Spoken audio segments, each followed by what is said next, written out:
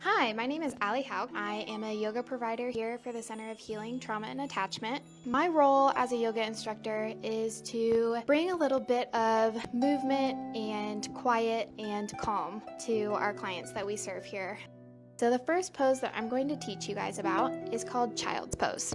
And the whole reason that this pose is relaxing and calming is because it takes us back to what it was like to be a fetus in our mother's stomach.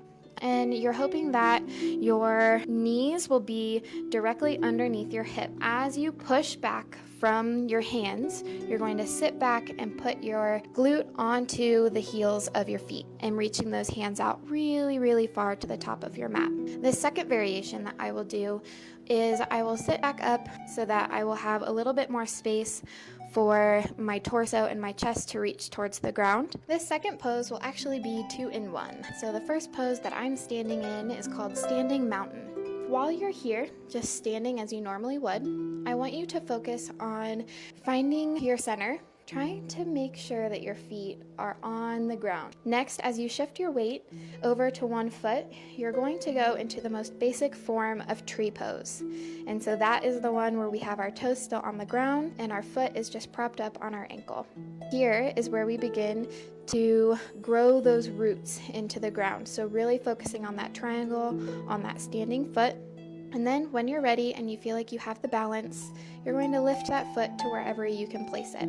So this third pose that I'm going to teach you about is called Sphinx pose.